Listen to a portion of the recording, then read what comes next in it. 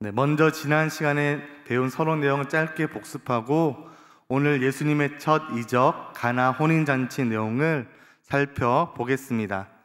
현대인들은 이적을 잘 안 믿습니다. 과학과 문명이 발달하고 이성과 합리주의가 발전하면서 사람들은 점점 기적이 있다는 사실을 안 믿게 되었죠. 하지만 조금만 반대로 생각하면 우리는 기적이 가득 찬 세상에서 살고 있음을 알 수 있습니다. 우리 모두에게는 각자에게 주어진 기적이 있는 것이죠. 기적은요, 단수가 아니라 복수입니다. 그것도 수많은 복수인 것이죠. 최근에 유튜브에서 박이라는 크리스천 유튜브를 알았고 미라클이라는 채널을 알게 되었습니다. 혹시 들어보셨는지요? 미라클은 박 위에 위, 영어 위를 사용하고 거기에 기적이라는 단어, 영어 단어 미라클이 합쳐진 채널명인데요. 미라클 채널의 운영자 박위는 2014년 추락사고로 전신마비 진단을 받았습니다. 목이 완전히 부러져서 척추 신경이 끊어져 완전 마비 상태였는데 다시 일어날 수 있다고 믿었다고 합니다. 그리고 더 이상 내려갈 곳이 없으니 이제 하나님과 함께 올라가기만 하면 된다고 생각했답니다. 그 후 그는 약 4년간 재활 치료에 매달리며 이를 영상으로 공유해서 많은 사람에게 희망과 감동을 주었으며 지금도 하반신 마비로 휠체어 인생이지만 이것만 해도 충분히 기적이라고 고백하면서 유튜브 활동을 하고 있습니다. 그는 장애인 인식 개선을 위해 여전히 활동하고 있으며 우리 모두에게는 기적이 있다, 미라클이라고 선언하면서 크리스천 유튜브로 선한 영향력을 드러내고 있지요. 그렇습니다. 분명 각각 느끼는 크기가 다를 뿐 나에게, 너에게, 우리에게 때에 맞게 찾아온 기적이 늘 있습니다. 먼저 질문을 던져 보겠습니다. 지금 나에게 가장 큰 이적, 기적은 무엇인가? 한번 짧게 생각해 보시기 바랍니다. 질문 띄워주세요. 네, 띄워주시고 한번 짧게 생각해 보시기 바랍니다.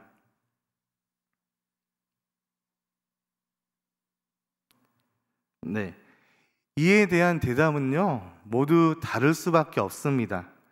저에게 묻는다면 뻔한 대답일 수도 있지만 저는 이렇게 대답하고 싶습니다. 내가 예수님을 믿고 있는 것이 가장 큰 기적이다. 기적의 증인은 바로 나다라고 말입니다. 대답하기 위해서가 아니라 저는 늘 이렇게 생각했습니다. 천지 창조를 믿을 수 있고 예수님의 십자가 사랑을 믿고 예수님의 부활과 다시 오심을 믿고 영원한 생명이 있음을 믿을 수 있음이 적어도 저에게는 가장 큰 이적이자 기적입니다. 또 이를 확장한다면 그렇기에 믿는 자는 모두 이적을 믿고 살아가는 사람입니다. 지난주에 배운 내용이지만 주님의 이적을 공부하는 이유는 무엇인지요? 예수님의 행하신 이적은 치유 이적, 축기 이적, 자연 이적 등이 있습니다. 우리 예수님께서는 아무 때나 이적을 행하지 않았습니다. 더욱이 예수님은 이적을 위한 이적을 행하지 않았습니다. 예수님이 이적을 행하시는 이유는 자신이 하나님의 아들 그리스도이심을 믿게 하기 위해 나아가 믿음을 얻어 영원한 생명으로 초청하기 위해 이적을 행하셨습니다. 마찬가지로 이미 이적을 믿으며 살아가지만 이 수요 성서 아카데미를 통해 예수님의 이적을 함께 공부하면서 기적 그 자체인 주님을 향한 믿음이 더욱 깊어지는 시간 그리고 우리 성도 되기를 축복합니다. 나아가 우리만 이 은혜를 누리는 것이 아니라 주위 사람들에게 전하고 나누는 우리 신청교회 성도가 되었으면 좋겠습니다. 이제 오늘 본문의 흐름을 따라 질문을 던지고 답을 찾아가며 말씀에 담긴 교훈과 은혜를 나누겠습니다. 이제 가나 혼인잔치 질문들을 한번 살펴보면서 나가도록 하겠습니다. 우리 같이 읽도록 하겠습니다. 질문 읽을게요. 시작. 이 기적은 맨 처로 시작되나요? 네, 1절인데요. 그 질문을 같이 읽고 성경을 보시면서 또 이 내용을 같이 들어주시면 좋겠습니다. 1절에 사흘째 되던 날이란 말로 시작되는데요. 이 말은 1장 19절, 1장 43절에 나온 이튿날이라고 기록된 날부터 계산된 날짜인 듯 합니다. 이렇게 자세히 날짜까지 기록한 것은 요한이 이 사건을 구체적으로 적어서 실제로 일어난 사건이라는 확신을 주려 하기 위함입니다. 왜냐하면 이미 당시 유대인들 사이에서는 예수에 관한 이야기가 허구라고 주장하는 경향이 있었기 때문입니다. 또 사흘째 되던 날은 신학적으로는 부활과 맞닿아 있는 시간이며 이전에는 없던 새로운 일이 나타나는 시간입니다. 따라서 요한복음의 저자인 요한은 2장에서 예수님이 누구이며 무엇을 하시기 위해 세상에 오신 분인가를 의도적으로 보여줍니다. 다음 질문입니다. 함께 읽겠습니다. 혼인잔치가 벌어진 곳은 어디며 누가 초청을 받았다고 합니까? 1절에서 2절인데요. 갈릴리 가나, 혼인잔치가 벌어진 곳은 갈릴리 가나입니다. 이곳은 예수님이 계시던 나사렛에서 북쪽으로 13km 정도 떨어져 있는 마을인데 지금도 갈릴리 가나에는 가나 혼인잔치 기념교회가 있고 포도주를 많이 판다고 합니다. 갈릴리 가나에서 벌어진 혼인잔치에 예수님의 어머니와 예수님, 제자들 모두가 초청되어 참석하죠. 유대 관습에서 혼인잔치는요, 일주일 동안 진행되는 그야말로 왁자지껄한 동네 잔치요, 그 동네 일대의 최대 잔치입니다. 이 잔치에 예수님과 제자들도 초청받습니다. 예수님이 혼인잔치 자리에 함께 하시는 것이죠. 여기서 어떤 모습을 발견할 수 있나요? 예수님은요, 언제나 세상 사람들과 잘 어울리고 그들과 기쁨을 함께하며 그 자리에서 복음을 전하십니다.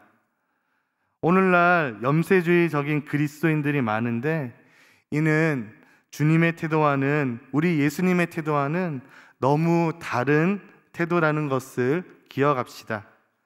또한 성경에서 혼인은 기쁨의 상징입니다.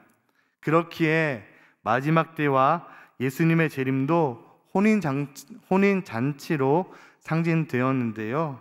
예수님은 이 혼인잔치의 첫 기적을 통해 마지막 때에 일어날 일을 미리 보여주고 하나님 나라의 잔치와 행복을 미리 맛보게 하려는 의도가 있었을 것입니다. 다음 질문 우리 함께 살펴보고 같이 읽겠습니다. 시작. 그런데 이 좋은 혼인잔치 자리에 어떤 문제가 발생합니까? 이 문제에 대한 예수님의 어머니와 예수님의 반응은 어떠한지 찾아봅시다. 3절에서 4절을 보시면서 내용을 같이 들어주시기 바랍니다.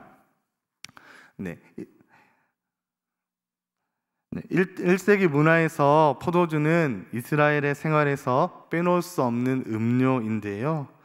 포도주 자체가 현금이기에 가난한 사람들은 포도주를 잘 못 먹었을 뿐만 아니라 보통 포도주를 마실 때 물을 잔뜩 타서 그 향과 맛만 내서 마시곤 했습니다. 하지만 포도주는 혼인잔치에서만큼은 없어서는 안 될 음료였는데요. 부모들은 제대로 잔치를 치르기 위해 혼인 전 오랫동안 아끼고 저축해서 순도 높은 좋은 포도주를 준비합니다. 그리고 혼인 잔치날 일주일 동안 벌어지기 때문에 그 포도주를 내어놓는 것이죠. 따라서 포도주는요, 일주일 동안 벌어지는 성대한 혼인 잔치의 성공을 위해 필수적이었습니다. 그런데 이 필수적인 음료가 그날따라 손님이 많이 왔는지 아니면 주인이 인색해서 조금만 준비했는지 떨어졌답니다. 큰일 난 것이지요. 그런데 이 상황에서 그냥 보면 상당히 이해하기 어려운 특이한 대화가 예수님과 그의 어머니 마리아 사이에서 이루어집니다. 포도주가 떨어진 것을 보고 어머니 마리아가 예수님에게 저들에게 포도주가 없다라고 하는데 예수님의 대답이 언뜻 이해되지 않습니다. 여자여, 나와 무슨 상관이 있나이까? 내 때가 아직 이르지 아니하였나이다. 아마 예수님은 포도주가 없다는 어머니 마리아의 말이 지금 당장 기적을 통해 지금 당장 포도주를 만들어 이 잔치의 흥이 깨지지 않게 행복한 혼인잔치가 되도록 해달라는 요청의 말임을 알았던 것이지요. 그래서 예수님은 여자여라고 말하면서 포도주가 없는 것은 나와 상관이 없다, 내 때가 아직 이르지 아니하였다고 말합니다. 이 부분을 나아가 잘 이해할 필요가 있는데요. 우선 예수님이 어머니에게 여자여라고 하신 것은 하대하는 말이 아닙니다. 우리 정서로는 이 말을 이해하기 어려우나 신약에 기록된 헬라어 말투로는 이것이 무례한 말이 아니며 그냥 일반적인 호칭일 뿐입니다. 게다가 나와 무슨 상관이 있나이까라고 무례하고 거절한 것처럼 보이는 말은 메시아의 공적 역사에 대해서는 아무리 혈통의 어머니라 해도 간섭할 수 없고 오직 하나님의 뜻만이 주장할 수 있다는 말입니다. 따라서 3절에서 4절을 다시 의역하면 이렇습니다. 제가 읽어드리겠습니다. 본문 3절 4절과 비교하면서 들어주시기 바랍니다. 예수의 어머니가 그에게 와서 말했다. 포도주가 없다는구나. 예수께서 대답하셨다. 그런가요, 어머니? 하지만 그것이 어머니나 나나 무슨 상관이 있습니까? 내 때는 아직 오지 않았습니다. 내 때가 아직 이르지 아니하였나이다 라는 말도 같은 맥락으로 이해해야 합니다. 여기서 내 때란 메시아의 영광을 나타날 때를 의미하는데요. 예수님이 메시아의 영광을 나타내는 시기는 예루살렘에서 해야 할 일이고 아직 이곳 가나에서 할 일이 아니라고 말한 의미라고 해석하는 학자들도 있지만 그 계시가 십자가 사건에서 정점을 이룰 뿐 지금 가나 혼인잔치에서도 메시아의 영광이 나타납니다. 분명 11절에서 예수님이 가나에서 포도주를 만드심으로 메시아로서의 영광을 나타내셨다고 말씀하셨기 때문입니다. 그렇기에 내 때가 아직 이르지 않았다라는 말에서 내 때란 바로 가나의 혼인잔치에서 그의 권능을 나타내실 일정한 시간을 가리킨다고 보면 됩니다. 즉 하나님의 타이밍 말입니다. 쉽게 말하자면 어머니 아직 때가 아니니까 조금 기다리세요 라는 의미이지요. 이렇게 하나님의 뜻에 순종하는 일에는 타이밍이 중요합니다. 우리 하나님은 아주 세밀하고 정확한 때와 타이밍에 참으로 절묘하게 맞춰 역사하실 때가 많은데 우리는 우리 자신의 생각이나 조급함 때문에 기다리지 못하고 망칠 때가 많기 때문입니다. 오늘 본문에 의하면 예수님조차 하나님의 때와 타이밍을 기다렸습니다. 저희도 가장 좋은 하나님의 때와 타이밍이 있음을 신뢰하고 기다리며 준비하는 성도 되었으면 좋겠습니다. 다음 질문입니다. 함께 읽도록 하겠습니다. 시작. 예수님의 어머니는 하인들에게 무엇을 말했으며 하인들은 어떻게 반응합니까? 5절인데요. 5절을 한번 같이 읽어보도록 하겠습니다. 5절 한번 띄워주시고 같이 읽도록 하겠습니다. 네, 5절 같이 읽겠습니다. 시작. 그의 어머니가 하인들에게 이르되 너희에게 무슨 말씀을 하시든지 그대로 하라 하니라. 아멘. 예수님의 어머니 마리아가 그 집 하인들에게 명하죠. 이분이 너희에게 무슨 말씀을 하시든지 그대로 하라. 이 말을 볼 때 어머니 예수님의 모친 마리아는 앞서 예수님의 말씀을 듣고 깨달은 바가 있었음이 분명합니다. 바로 하나님의 시간과 때에 대한 깨달음과 전적인 순종입니다. 마리아는 예수님의 말씀을 통해 단순히 자신의 육신의 아들이 아니라 권능을 가진 하나님 아들이었음을 더욱 믿고 확신합니다. 그리고 순종하죠. 종교개혁자 마틴 루터는 순종은 이적보다 낫다라고 말했는데요, 이 마리아의 순종은 저희에게 바로 도전을 주는 것이죠. 하나님의 때와 타이밍을 기다리며 순종하는 믿음 말입니다. 성도 여러분, 다시 한번 말씀드리지만 하나님의 때와 타이밍을 기다리며 순종하는 저희 되기를 소망합니다. 다음 질문입니다. 다음 질문 같이 읽어보도록 하겠습니다. 시작. 기적이 일어나는 과정을 순서대로 따라가며 살펴봅시다. 혹이 물이 포도주로 변한 순간이 언제인지 찾아보세요. 이런 생각 한 번쯤은 해보셨죠? 언제 물이 포도주로 변했을까? 네, 한 번쯤은 해보셨을 것 같은데, 기적이 일어나는 과정을 잠깐 말씀드리면요, 6절에서 9절을 보시면서 제가 한번 말씀드리겠습니다.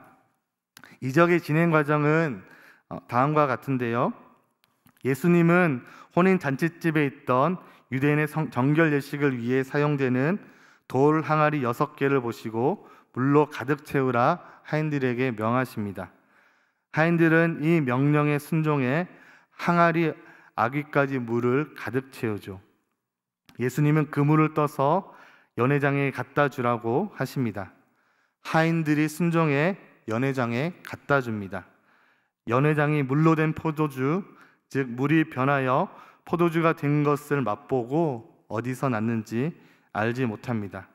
하인들만 그 이유를 알고 있지요. 이것이 6절에서 9절 기적이 일어나는 과정을 순서대로 따라간 말씀의 내용인데요, 조금 더 말씀을 구체적으로 보시면 바로 6절에 유대인의 정결 예식을 위한 돌 항아리 6이 나옵니다. 정결 예식이란 마가복음 7장 3절에서 4절에 나오는 유대교의 예식인 정결례, 간단하게 말하면 씻는 예식입니다. 당시 율법에 의하면 외출하고 돌아오거나 성전에 갈 때 부정한 것을 씻으라고 되어 있습니다. 이방인이나 장애인, 문둥병 걸린 사람을 만나거나 시체를 지나오면 반드시 몸을 씻도록 율법에 정해져 있습니다.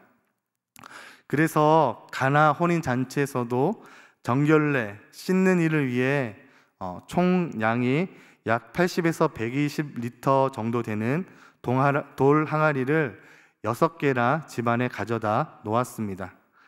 6개나 비치한 이유는 결혼식장에 초청된 많은 하객이 식사할 때 정결 예식을 위해 씻을 수 있도록 많이 준비한 것이지요. 유대인의 관습에 따라 유대인이 해야 했던 일을 하는 모습을 위해 돌 항아리가 준비되어 있었는데요, 그러나 예수님께서는 이 유대의 정결 관례에 쓰이는 항아리 6개를 잔치가 멈추지 않도록 표적을 행하는 데에 사용하십니다. 바꾸어 말하면 이전 것을 새롭게 사용하십니다. 이는 하나님이 예수님을 통해 낡은 유대교 체제 속에서 새로운 일들을 행하고 계시며 옛것이 지나가고 새것이 되게 하겠다는 주님의 초청으로, 또 새로운 속으로의 초청으로 이해할 수 있는데요, 새로운 포도주를 마련한다는 것은 예수님께서 옛 언약을 새 언약으로 율법의 질서를 은혜의 질서로 바꾸셨다는 것을 의미하는 상징으로 보기 때문입니다.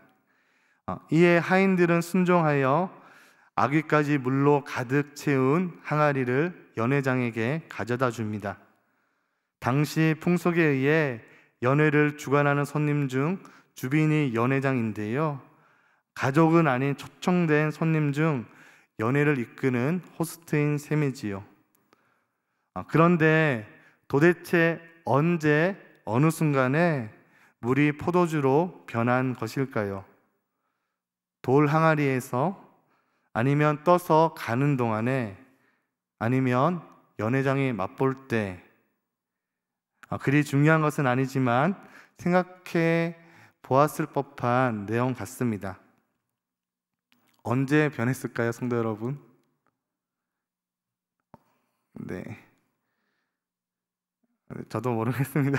이게 언제 변했는지 정확하게 이야기할 사람은 아무도 없죠. 그냥 어느 순간에 어느 때에 하나님께서 변하게 하셔서 새롭게 하셨다라는 것이 중요한데, 사실 이게 언제 계속 집중하게 되면요, 점점 의심이 되고 진짜 이루어졌나 하면서 오히려 믿음이 떨어지는 일이 나타납니다. 저는 한때 한창 이 생각을 많이 했거든요. 근데 오히려 계속 생각하다 보니까 못 믿겠다로 다시 가더라고요. 네, 믿음 없는 저를 용서해 주시고, 어쨌든 이에 대해 정확하게 이야기할 사람은 아무도 없습니다. 여기에서는 어느 순간보다는 물이 포도주로 변한 사실, 그 사실과 의미가 중요하죠. 포도주는 종말적인 기쁨과 삶의 풍요를 미리 맛보는 것이며 그것에 대한 상징입니다. 또한 이 기적은 앞서 말한 대로 예수님께서 옛 언약을 새 언약으로 율법의 질서를 은혜의 질서로 바꾸셨다는 것을 정말 다시 한번 말하기도 하고요, 끊어지고 중단되고 부정적으로 기억될 법한 그 잔치를 끊어지지 않게 하고 중단되지 않게 하고 긍정적인 잔치로 변화하게 함을 보여줍니다. 또한 물이 포도주로 바뀐 것을 통해 예수님이 사람들의 삶에 지금도 어떤 영향을 미치시는지 보여주려는 것이 저자인 요한의 의도입니다. 변화란 그가 시키는 대로 하라라는 마리아의 말을 누군가 진지하게 받아들일 때만 일어난다는 것을 기억합시다. 그리고 하인들의 순종과 헌신도 아주 중요한데요, 저는 오늘 가나 혼인 잔치에서 이 본문을 통해서 하인들을 통해 큰 은혜를 받았습니다. 즉, 주님의 명령에 그대로 순종하고 굳은 일도 마다하지 않는 이들의 충성과 헌신은 오늘 우리가 본받을 만한 모습이지요. 우리도 이렇게 말없이 순종하고 무명으로 헌신할 때 이름도 안 나오고 빛도 안 나지만 귀한 상을 얻게 됩니다. 가장 귀한 상, 그것은 주님의 역사를 알고 깨닫고 동참하는 것입니다. 연회장과 잔치에 참여하는 수많은 사람들은 포도주의 출처를 도무지 알지 못했지만 오히려 하인들은 감추어진 은혜의 출처, 선물의 출처를 알았습니다. 물떠온 하인들만 알고 깨닫고 동참하여 누리는 은혜가 있는 것이죠. 성도님들 기억합시다. 순종하고 충성하는 성도만이 알고 깨달을 수 있는 놀라운 비밀이 있습니다. 말씀대로 순종할 때 실현되는 다른 차원의 현실이 있습니다. 성도들은 이와 같은 다른 차원의 현실이 있음을 삶으로 고백하는 자들입니다. 그 은혜를 저희 또한 누리기를 소망합니다. 저희 9절은 다시 한번 같이 읽어보도록 하겠습니다. 9절 한번 같이 읽겠습니다. 시작. 연회장은 물로 된 포도주를 맛보고도 어디서 났는지 알지 못하되 물떠온 하인들은 알더라. 연회장이 신랑을 불러. 아멘. 물던 하인들을 알더라. 또 포도주를, 그 다음 질문인데요, 그 다음 질문 같이 읽겠습니다. 시작. 포도주를 마셔본 연회장은 뭐라고 말합니까? 9절 그 하반부부터 10절의 그 내용인데요, 그 내용을 보시면 연회장은 포도주를 맛본 후 신랑을 불러 크게 칭찬합니다. 일반적으로는 혼인잔치에 제일 먼저 질 좋은 포도주를 낸 후 사람들이 좀 취해서 맛을 구분하기 어려울 때 제일 낮은 포도주를 내는데, 여기서 혼인잔치 집은 계속해서 좋은 포도주를 놔두었고 나중에야 꺼냈다고 말입니다. 아마 신랑은 어리둥절했을 것입니다. 나중에야 진짜 알았겠지요. 앞서 말씀드린 것처럼 포도주가 동나는 것은 단순히 불편한 일이 아니라 체면상의 수치요 사고입니다. 만약 포도주가 동난 채로 혼인잔치가 끝났다면 가족들은 오랫동안 부끄러워하며 살아야 했을 것이고, 신랑과 신부는 이 일이 결혼 생활에 불운을 가져다 줄지 모른다고 생각할 수도 있었습니다. 그런데 우리 예수님께서는 문제에 봉착한 사람들에게 뜻밖의 방법으로 문제를 해결해 주시지요. 신랑과 신부는 이 신비한 긍휼을 목격한 것입니다. 다음 질문입니다. 다음 질문 같이 읽겠습니다. 시작. 이 예수님의 첫 표적은 어떤 목적이었으며 이 표적에 대해 제자들은 어떤 반응을 보이나요? 11절인데요. 11절은 같이 한번 읽어보도록 하겠습니다. 11절 함께 읽겠습니다. 시작. 예수께서 이 첫 표적을 갈릴리 가나에서 행하여 그의 영광을 나타내심에 제자들이 그를 믿으니라. 아멘. 표적이란 하나님의 영광을 나타내는 증표입니다. 갈릴리 가나 혼인잔치에서 행하신 예수님의 첫 표적은 하늘이 열리고 변화시키시는 하나님의 사랑의 능력이 현 세계 속으로 뿜어져 들어오는 순간입니다. 또 표적은 하늘과 땅이 서로 맞닿는 순간입니다. 즉 표적은 현실 세계에서 일어날 수 없는 이야기가 아니라 땅에서 하늘의 현실로 시선을 돌리게 하는 이야기라는 것을 기억해야 합니다. 예수님께서는 자신이 행하신 가나 혼인잔치 포도주 표적을 통해서 자신이 아닌 하나님의 영광을 나타내십니다. 한편 이 표적을 본 제자들은 예수님을 더 깊이 믿게 됩니다. 제자들은 예수님께서 행하신 표적을 보고 자신들을 부르신 그분이 하나님의 아들임을 더욱 믿게 되었다는 뜻이지요. 저희도 마찬가지입니다. 이 수요 성서 아카데미를 통해서 예수님의 이적을 공부하며 그 예수님의 이적과 표적이 저 너머에 있는 현실, 상상 속에 일어난 일, 말씀 속에만 일어날 일이 아니라 오늘 우리에게 다가와 우리의 또 다른 현실이 되며 우리가 경험하는 놀라운 예수님의 이야기가 되었으면 좋겠습니다. 그래서 저희도 믿음이 더욱 깊어진 예수님처럼 어제보다 오늘, 오늘보다 내일 이 예수님의 기적을 공부하며 우리의 신앙과 믿음이 조금 더 깊어졌으면 좋겠습니다.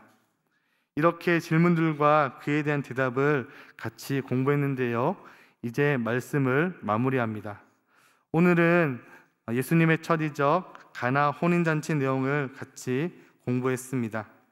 성도 여러분, 예수님을 믿는다는 것이 무엇인지요? 아무것도 변한 것이 없지만 실은 모든 것이 다 변했음을 아는 것입니다. 믿는다는 것은요, 옛것이 지나가고 새것이 되었다는 사실을 아는 것입니다. 물이 변하여 포도주가 된 것처럼 예수님께서는 자신을 믿는 믿음 안으로 새로운 삶으로 저희를 초청하십니다. 지금이 우리를 부르시는 때와 타이밍이 아닐까요? 성도 여러분, 그 부르심과 주의 말씀 앞에 순종하는 성도 되기를 소망합니다. 또 예수님의 이적 첫 번째 가나 혼인잔치 공부를 통해 깨달은 교훈과 은혜가 있다면 우리의 삶, 우리 가정과 교회에 실천하며 살아가는 성도 되시기를 축복합니다. 함께 찬양하며 기도의 자리로 나가도록 하겠습니다.